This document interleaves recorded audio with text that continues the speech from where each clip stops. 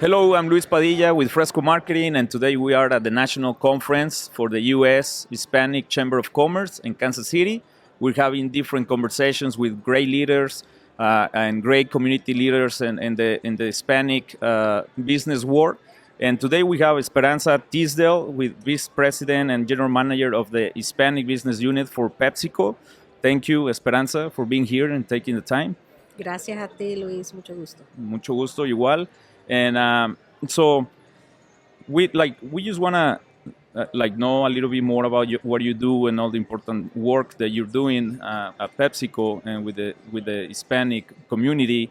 But let's start with can you tell us about a little bit about yourself and your background, where you're from, where you grow up? Yeah, of course. I was born in Long Island, and my parents were immigrants from Ecuador and Colombia. Only child, but my parents had a lot of siblings, so I have a lot of cousins, and they were basically my primo, prima hermanas, and all that while we were growing up.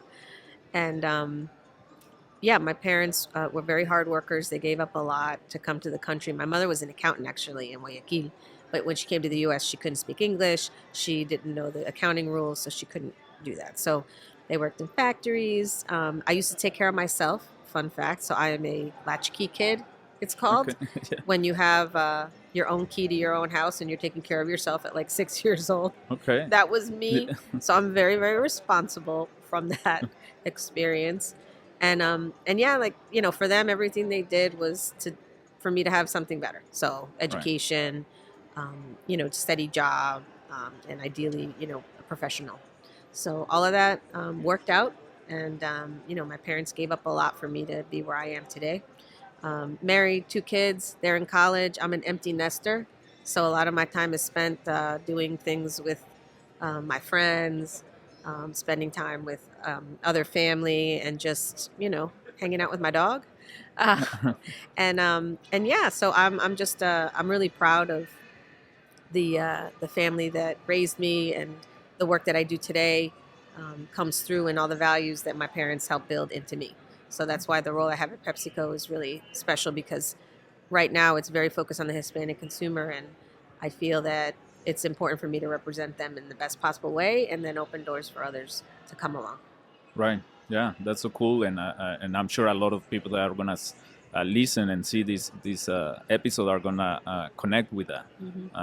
Like there's so many families like that Yeah. we come from other countries, and our parents want the best for us, and then we just have to work hard and make them proud and make sure that it's worth it. hmm So so how do you think that your cultural background uh, has helped you with the approach that you have right now, and the role that you have, and the multicultural marketing? Yeah.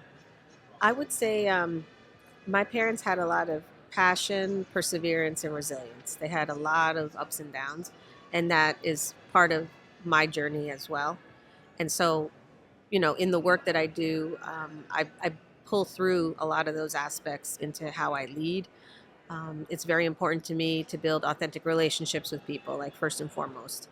To build a reputation of trust and integrity. And then, of course, results, because we're in a business world and you need to deliver results. So, um, a lot of the background that I have from growing up in a Latino household, leads me to lead in the way that I am. And my mom was always very, very open to anyone. Like, people would show up from like Ecuador and they needed somewhere to stay, and she'd be like, "Ay, estoy cocinando, ven el sábado." Like, she was one of the most welcoming people that I've ever known, and that's important to help people feel accepted, to be accessible to other people, because we all need support in one way or another. Right. So I think that's also another aspect, and then the hardworking piece. I definitely put a lot of hard work into the things I do, and I really try to put a lot of hard work into elevating other people, because at the end of the day, like, I can't be the only one that's doing these things. I can't be the only one that people see, has achieved a certain level, within an organization or in a career. Like, there have to be more. Right. So for me, I'll call it the back end or the tail end of my career. I'd really like the legacy to be that, hey man, like, she opened doors, she gave me a seat at the table, because there just need to be more of us. So that's really important to me as well. Yeah, and I think I personally resonate with a lot of what you're saying, and I think and the other conversations that we were having, we something that everybody mentioned is how important is to be and connect with people, Hmm. and people first, and putting your team first, and putting your partners and everybody that you work with first, right? Uh, because sometimes people focus only on the growth, on the money, but then forget about the people, and eventually we'll feel like that won't work, that won't last. Yeah, and it's what you mentioned is true, especially in difficult times too, because it's very easy in a difficult business situation or what have you for someone to kind of lose it and forget that people first element.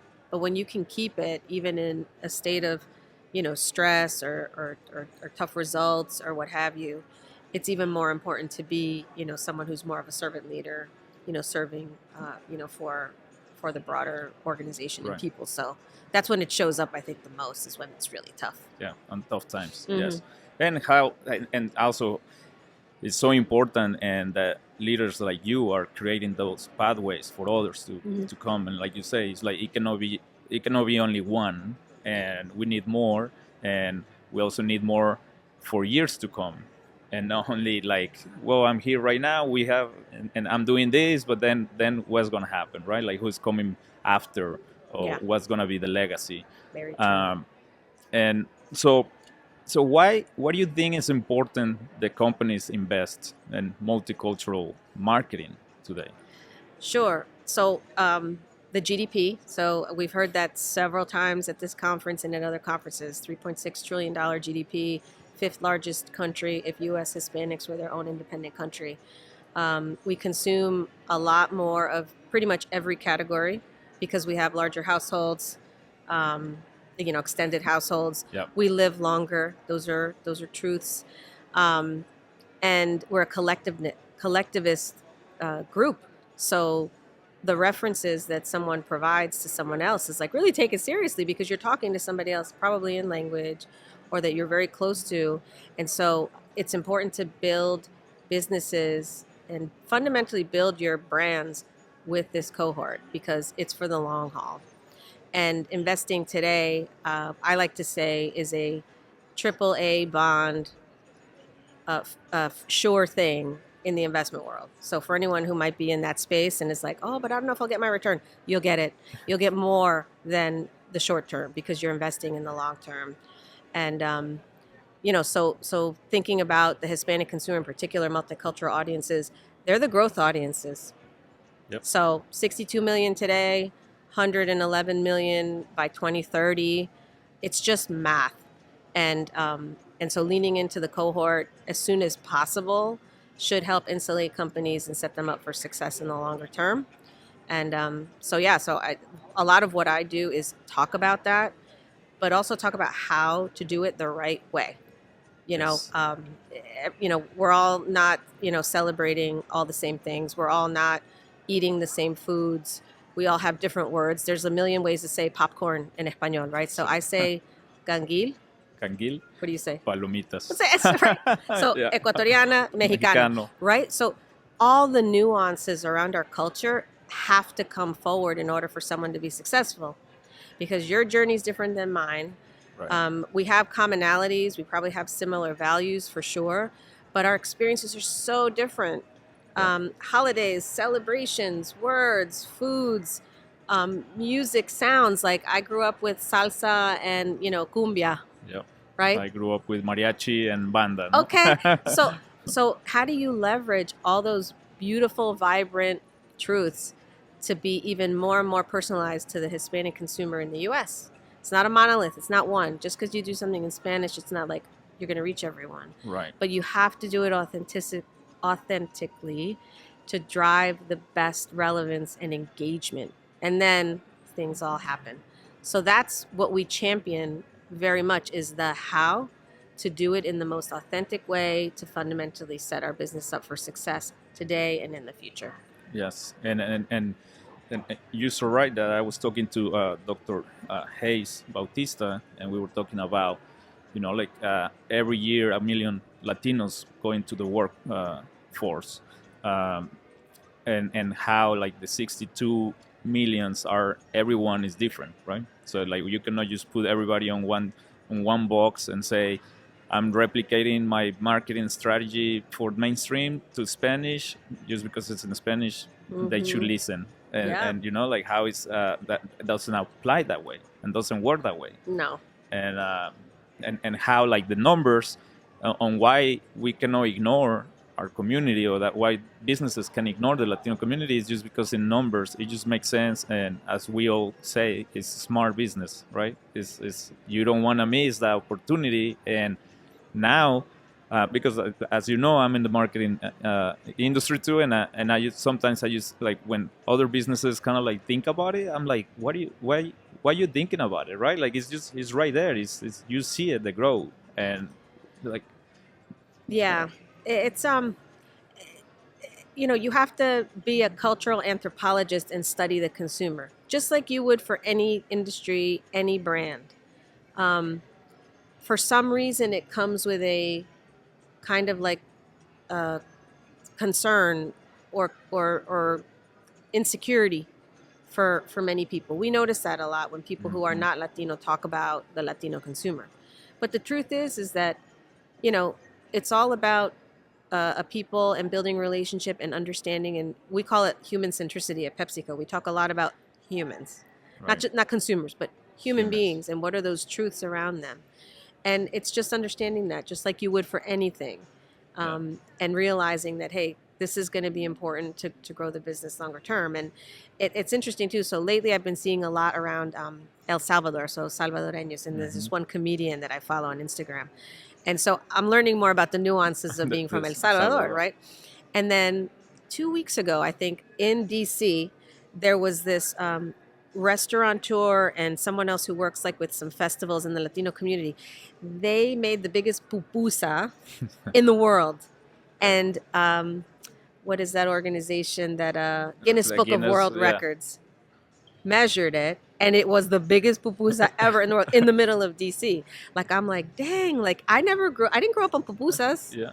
but I feel like I know a lot more about it, and it caught my eye. But anyway, you're just seeing the culture, the food, the music, everything in the mainstream, and it's exciting. Like it's things that are exciting that people I think love to talk about. Like people talk about, hey, there's Taco Tuesday. We don't have like Meatloaf Monday. Right. Like folks like Marcelo Hernandez, who's very very funny. But those are truths. Like everyone loves our culture. So Yes. honestly, like once you tap into it the right way, it's not just for the Latinos. It's for everybody because we are an accessible and welcoming community. Yes. So we love it when more people want to come to the party. We love it when more people want to eat the food and appreciate it or want to dance to the music.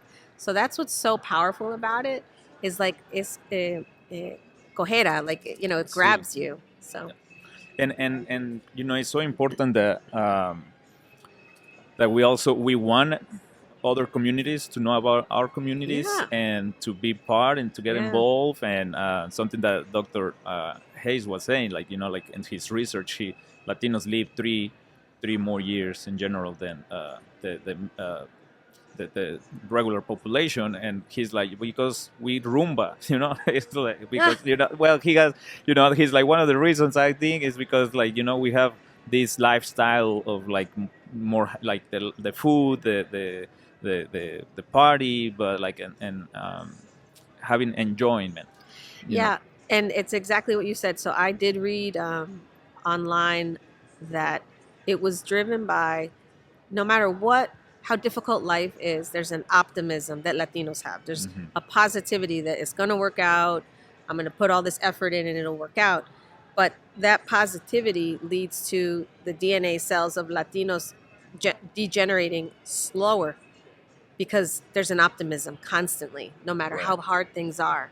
And if you think about it and step back, you're probably like, yeah, I mean, even if something is like really, really poo-poo, I'm like, no, it's okay, it's good. I learned something, I'll move on.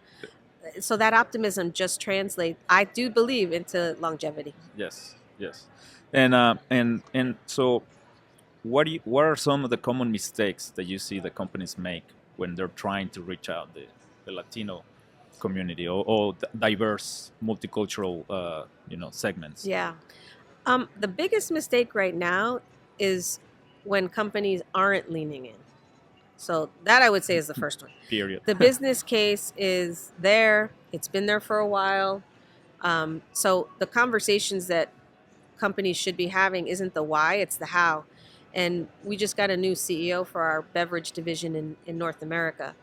And when we started to share with him information about the consumer and um, demographics, ethnographics, attitudes, behaviors, the numbers, and then what we were doing about it, his first response to us was like, when we meet, I understand the business opportunity and the why. You don't have to explain yourself to me. Just tell me what we need to do and how do I help remove barriers to get it done. Yeah. So to me, the biggest issue is for companies that are still not targeting and reaching these growth audiences. They will lose longer term. It's a fact. Right. So that's probably the biggest issue. The second one I would think is for it's more of not what they're doing wrong, but just the opportunity to just be as authentic as possible. Mm-hmm. Consumers can sniff quick when like, okay, Yes. it's an HHM celebration. Like it's not HHM. Like, that's a corporate holiday. Mm-hmm. It really is around, more important things like quinceañeras or graduations or Dia de los Muertos. Like there's other ways that are occasions that are so important that you can leverage to be authentic. Yes. And then I would say the other piece is how do you ensure that the whole ecosystem, when you're reaching multicultural consumers, there has to be multicultural people engaged and in roles where they can make those decisions. Right. Not only in those teams, but in other teams, so that the workforce replicates the U.S. population, especially Gen Z. It's almost 50% multicultural. Yeah. So whoever's working on a brand or a business that's very Gen Z focused, which is basically everyone, that should be a multicultural team that thinks that way, that studies the consumer in that way, that can represent the consumer that way, and then we keep moving from there.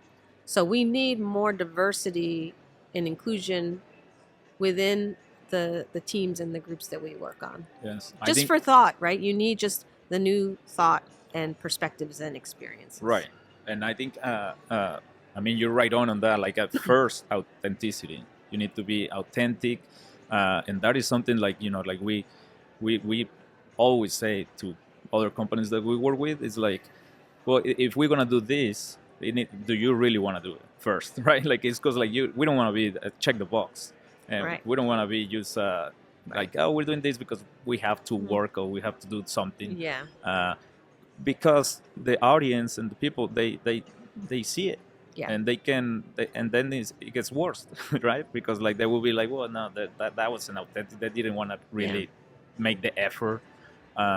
So I think companies just like they really need to want to do it and be authentic, and the community is gonna accept it and embrace it.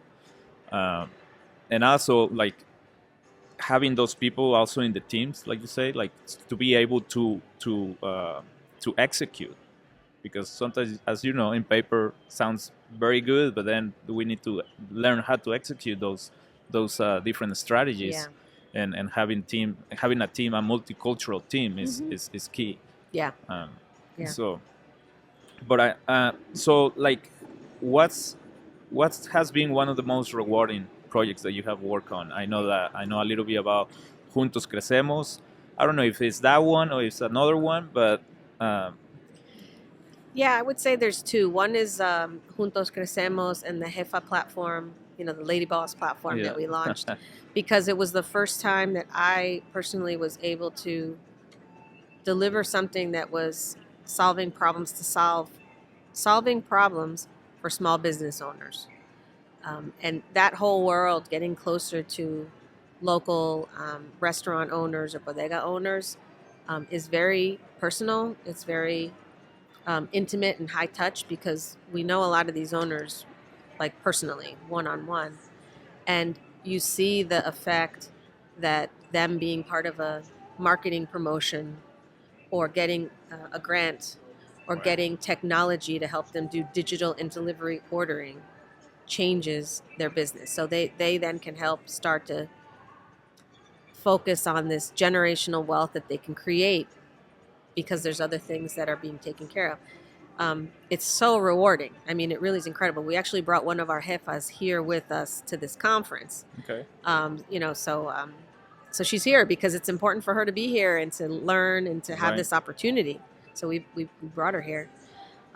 So for sure, I feel that program, because it's so community centric, is really meaningful as a business leader, just driving purposeful profit, if you will, a profitable purpose, however you want to say it. Yes. The other one is our team worked on a campaign for Pepsi, where we celebrated different music genres on cans. Cans are our biggest real estate as a brand, and the ability to create a can for, what does the graphic design look for, like for salsa in Miami versus cumbia in Chicago, etc. It was just so awesome. Reggaeton in New York. Yeah. And it wasn't easy to do. These things aren't easy to do because I don't always necessarily have the decision rights to do stuff like that. but I'm really proud of it because we just created a beautiful palette for celebrating culture and celebrating music, which obviously is very, very, broad and different all over the place. And so that campaign was really special to us all because it was very hard to do, but two, we felt really proud of how we brought it to life. And it was hard to do because of just the whole logistics of the campaign, or like applying it to the, Yeah, or it why? wasn't logistics. It's more that, all of us that are working in different functions, we all have different responsibilities and accountabilities and decision rights. Okay. So you have to work with other colleagues on other teams, and a lot of times, influence them to get approval to do things. Right. And so that's the piece that I think it happens, right? Like internally, sometimes there's challenges that you have to face, but when you have growth numbers on your side, it's very hard to debate it. Then it's a matter of subjective. What does it look like? What does it sound like? Right. And subjective opinions could be very debilitating. But we do our best to be as creative and authentic as possible, and I do believe we delivered that on our Pepsi. Muévelo con Pepsi was the campaign. Pepsi. Yeah. Yes. And that's well, I want to touch a little bit on these different programs that you mentioned, because like Juntos Crecemos also like investing, like you say, like investing in the small business, and the small business community is like I see that more than financial assistance is like investing in the heart of the community, in the heart of our community, and how sometimes, like you say, it has to be meaningful. You call it meaningful purpose of purposeful, meaningful profit. Purposeful profit. Okay, so but like, I got that from my friend Anna, yeah, but so I love it. because and like I think it's so powerful to give back to those small business owners and to help them. And another conversation we were talking how like so many Latinos, we open businesses, but it's sometimes it's hard for us to scale the business and to get out of the mom and pop, business. Yeah. And so how important it is for other organizations like PepsiCo to invest and help those businesses grow and focus on other things, like you were saying, growing the generational wealth for their families. And so yeah, I think that's so cool that you did. So because I learned a little bit about it. But today, like we say, we're in the national in the USHCC National Conference. I know that you're gonna do a session, but how do events like this help increase the Latino representation and the community in general? Yeah, the networking at these events, the other leaders you meet, business leaders, community leaders, what have you, is really incredible, because you really feel the momentum and energy and focus, behind our community and how our community is so important to business growth. And we learn a lot. So I met several, ladies from Bank of America earlier. Um, Yesterday, we had an advisory board meeting, and there were several other people from the business community there, J.P. Morgan, et cetera. And it's just very helpful to learn from other businesses how they are growing their business successfully, and any challenges they face, how they're handling it, and how they're planning for the future. So I learn every time I come to these meetings, and meeting people from all different walks of life help also open my eyes to things maybe that I'm not aware of. Um, and I love meeting folks who are new in their career, because to be able to even mentor or coach anybody, whether I just met them like an hour ago or not, like it's just great. Like similar to, as I was mentioning about my mother, very accessible and very honest and welcoming. Like I try to do that as well, because I know the times when I didn't have that, and I don't want that to be a truth for other people and for that to be a derailer for anybody. But yeah, that's what's so powerful about being here. Is just the company that we keep here is really, really impressive. And so many people doing great work. We all need to know it. We all need to celebrate it. Like, Yes. Whatever is being done, at UPS, more people should know. Whatever is being done at JP Morgan, more people should know. Like, we all need to know these things so that we can also be advocates for each other, for the work. And then fundamentally, it'll reach the right person, which is, the consumer. Yes, and I think it's so important, like you mentioned, to in this conference and then in these meetings, you get to know other people that, and having, especially in the Latino community, there's Mm-hmm. not a lot that we're missing a lot of mentorship, right? Like there's not a True. lot of mentors, Yeah. or the younger generations, they don't know how to go to a mentor or get a mentor or even get an internship Mm-hmm. sometimes, So I feel like for people like you, that it's open and welcoming to others to give opportunities and talk to them and giving an advice or something like that is very powerful to have in this convention. Yeah. And so you've been with PepsiCo for almost 20 years. 21 years. 21 years now. So when did your career took a big step forward, and what do you think that made happen? Obviously, all the hard work and all the dedication, but it was a moment where you like, okay, this is taking me to the next level. Yeah. I would say before this role as a VP, I was a senior director, and I had changed roles because there was a boss that I had that didn't think I was a good fit for their team. So they removed me from their team, put me on another team. And on that other team, I really, really wanted to make sure that that team was successful.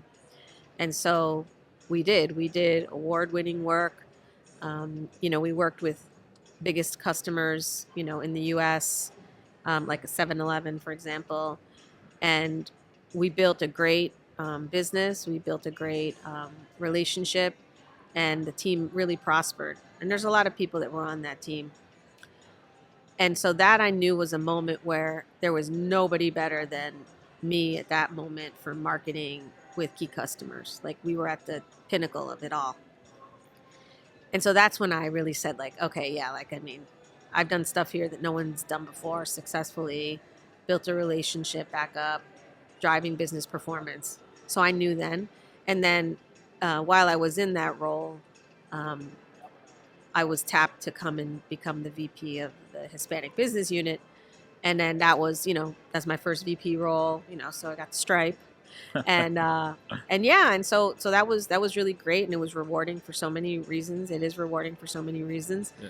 But I think it was the moment that was pivotal was the moment where I was basically kind of told, like, you're not good enough. That I'm like, no, okay. You want to see. Yeah. And that really fueled me even more to ensure I was successful. But it was also how I did it. I always really try to lead with a lot of respect and integrity, and bring other people along. So that moment that was really, really difficult was a defining moment, because I either was gonna agree and just like cave and be like, oh, okay, yeah, but I didn't, and I proved people wrong, and more than anything, I proved myself that I could do anything, and and that I wasn't gonna let any one person write my narrative or my story. So, Right. Which that is so important, right? oh God, yeah. Like, Yeah, a lot of people will give a voice to you, and it's not their place. right. So it's Like, on you to own it and to make sure people know from you what you want them to know. right. And to make your own way, to, like you said, you make your own narrative, and to make sure that whatever dreams or goals Yeah. that we have, we go own and it. fight for it and accomplish them. Yes. Yeah. Don't let others tell us, no, you're good for this or that, or No. yeah. Nope.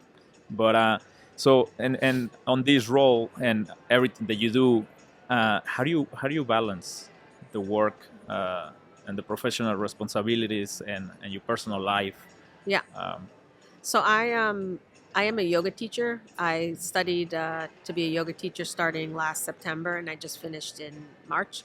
So yoga's been part of my practice for 10 years, and now I'm a teacher. So I prioritize like health and wellness a lot, because I know that helps me spiritually, physically, and mentally. Yeah. I try to work out 4 times a week, 2 cardio and 2 yoga.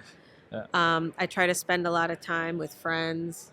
I really try to, on the weekends, like decompress from things and just, focus, whether that's reading something, although I'm a very lazy reader. I like audiobooks, or watching something streaming, or, just being with my friends. Yeah. My husband and my little dog. My kids are at college, so it's I have a lot of time on my hands Yeah. because they're not home anymore. But yeah, so it's probably the the the physical activity and stuff. Um, what I need to do better at, though, is not bring my phone to the bedroom and plug it in right next to me, because then when I wake up at 2 o'clock in the morning, I'm like, what's that?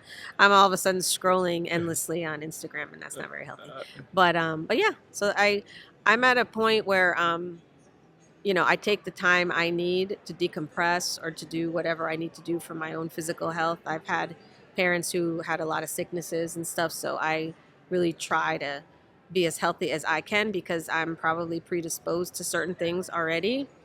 I have high cholesterol right now. I am really trying not to go on a statin medication.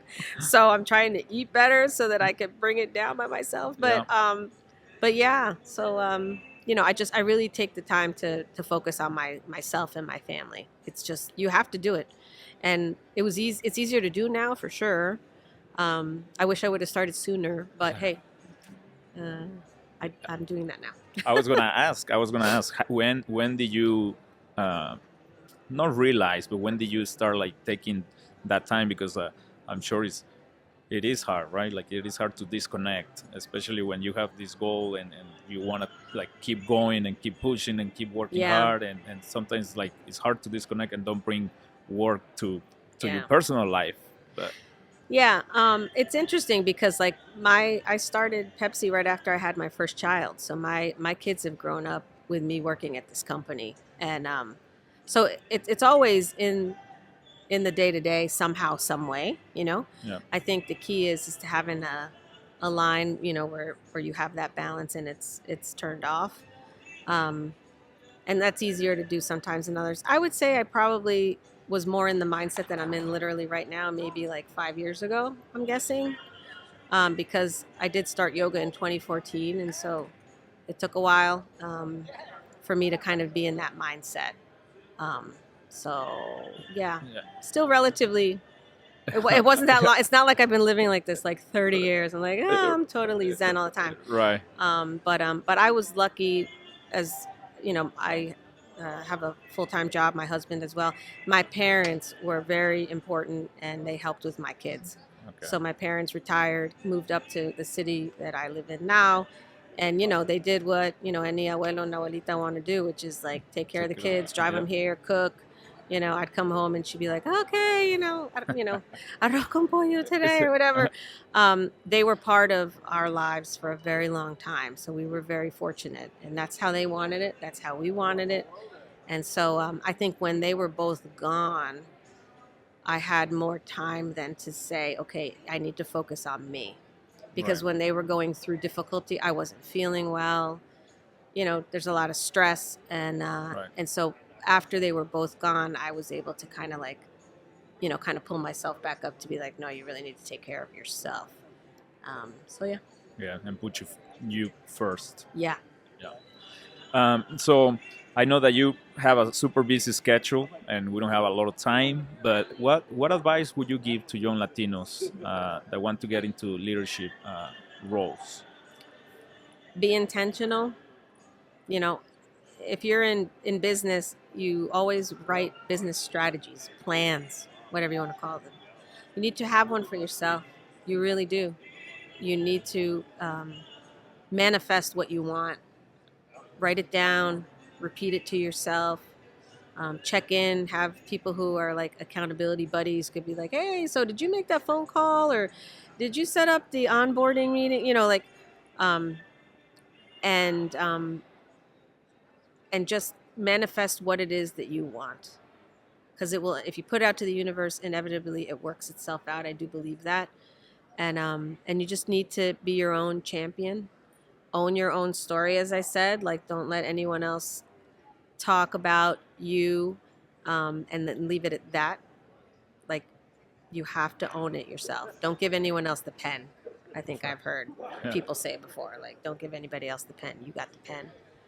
And there's so many words yesterday that were said by Doctora Novello. I mean, she had so many incredible things that she said about trailblazing, about intentionality. There's so much. I wish I could remember them all to repeat them, but you own your own path forward, and be comfortable being uncomfortable. I'm trying to learn a lot about AI right now, taking a lot of online modules that our company provides, dialing up my leadership, in a McKinsey leadership class that I'm in right now. So search out ways to just stretch yourself and keep learning, because that's really important too. You just kind of need to keep feeding your brain. And then, like, for me, the main things on being inspirational leadership are around relationships, reputation, and results. You have those three in one way or another, then people will see that, and they'll absolutely want to be your advocates. And just remember, like, whatever anyone's circumstances, it's very likely, if you're Latino, someone gave a lot up that you need to put it all back. So that's the last piece of it. One is like your own self-development, your own growth, your own achievements and accomplishments. Like, keep going, go as high as you want. Try to be content with what you have too, but then keep stretching. But then how do you give a seat to somebody else, I would say. Yeah. And it's in different conversations that we have with great leaders like you, like, there's so many things in common. Like, have the vision, have the dream, see it, manifest it, and keep educating yourself, because a lot of people feel like, well, not feel, but like that, like a lot of people get to a place where they don't take the time to keep learning, to keep taking whatever courses or stuff like that. So but yeah, I think the vision thing is key. I think the see it right there, and see it even if it looks crazy, how they say, if it's not crazy enough, then it's not good enough, right? But that's a good one. And giving back, and like in the conversation, in another conversation, we were talking about how, like, as Latinos and immigrants, with family of immigrants, like, there's so many sacrifices that we need to make sure that, like, it's worth it, right? And that we do that we go the extra mile to make it worth it, and to, just to be proud of ourselves and proud of the community and proud of our family, make them proud, and so I think it's so important and to keep doing that. But I'm to me it's an honor to talk to you, Thank to you. have you here, thank you for taking the Appreciate time, and we feel like I'm a small business owner, but in the marketing side, but I see what you've done, and just for us, it's just a dream come true to talk to you, and see Thank what you. all you have accomplished, and yes, you make us all feel very proud of the work that you're doing with the community. Thank you. So I feel like, yes, I just want to say thank you again for taking the time, and thank you for watching and listening to this little conversation. I hope you enjoy, and we're going to have more here at the U.S. Hispanic Chamber of Commerce National Conference in Kansas City. So see you soon, and thank you, Esperanza. Thank you. Gracias. Thank you. Muchas gracias. Igual.